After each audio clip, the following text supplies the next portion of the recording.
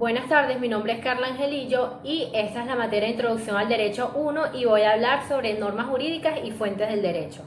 Formulario de leyes. Las leyes se formulan mediante una operación mental denominada juicio, que establece una relación entre dos objetos. Como toda ley, es una relación necesaria afirmativa o negativa entre dos objetos. A ella corresponde su formulación la estructura afirmativa o negativa de un juicio. Ahora bien, los juicios pueden ser de varias clases, correspondiente a la naturaleza objetiva de la ley a la que se refieren. Normas jurídicas. A. Norma y deber. Las normas jurídicas, que llamaremos de conducta, se expresan de forma imperativa en una relación de necesidad de moral. Esta relación debe ser conocida por el hombre, que se hace con una exigencia racional que llamaremos deber. Fundamentos del deber. Damos un paso más. ¿En qué se fundamenta el deber y por qué lo tengo que cumplir? Porque toda persona humana es un proyecto que debe ir realizándose a través de los actos que llevan a enriquecer a una persona. Elementos y estructura de las normas jurídicas. Las normas jurídicas, en efecto, primeramente circunscriben a aquellas parcelas de la realidad social que pueden ser medidas por el criterio de justicia. Toda norma jurídica consiste en enlazar determinados supuestos, hechos o hipótesis con determinadas consecuencias jurídicas. Fuente de derecho. La palabra fuente tiene un sentido vulgar conocido por todos. Una fuente de agua es el sitio o lugar donde brota agua. El mismo sentido tiene aplicado al derecho. Te brota el derecho en ese sentido. Es importante precisar desde ahora que fuentes de derecho no significa lo mismo que normas jurídicas, ya que las normas jurídicas se encuentran acudiendo a las fuentes. Por esa razón, no son verdaderas normas jurídicas las leyes, sino que estas son fuentes de donde hay que sacar aquellas.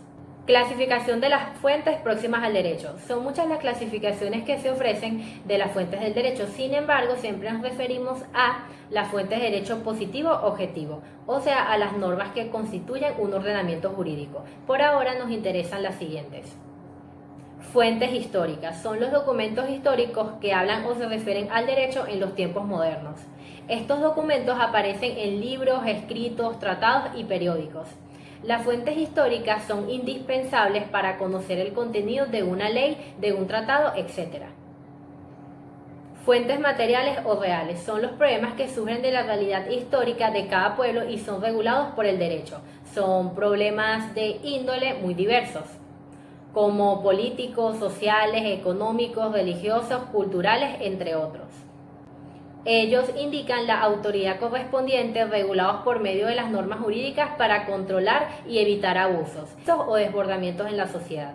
La relación entre la fuente material y reales y las fuentes formales de derecho podría explicarse diciendo que las fuentes formales representan el canal por donde corren las fuentes materiales. Fuentes formales. Las fuentes formales se definen por ser aquellos hechos o actos los cuales se les atribuye una específica aptitud para así crear normas jurídicas. La fuente formal puede entenderse en este sentido íntimamente relacionados entre sí. En el sentido de órgano del poder público que tiene competencia para producir determinadas normas jurídicas, como por ejemplo la Asamblea Nacional para sancionar leyes. En el sentido de modo o de manifestarse externamente el derecho positivo, como ley, costumbre jurídica, negocio jurídico, etc., existe una correlación estrecha entre estas tres maneras de ver las fuentes formales del derecho en cuanto a los órganos que constituyen la voluntad colectiva, de la cual es expresión de las normas jurídicas, o sea, modo o forma de manifestarse extremadamente el derecho positivo para luego estudiar en cada modo los que le son propios, los órganos que lo producen y el proceso de su elaboración. Las fuentes formales de derecho a su vez se dividen en A. Directas, cuando encierran entre sí las normas jurídicas aplicables, y B. Indirectas, cuando sin contener entre sí las mismas normas jurídicas iguales ayudan a interpretarlas, aplicarlas y producirlas.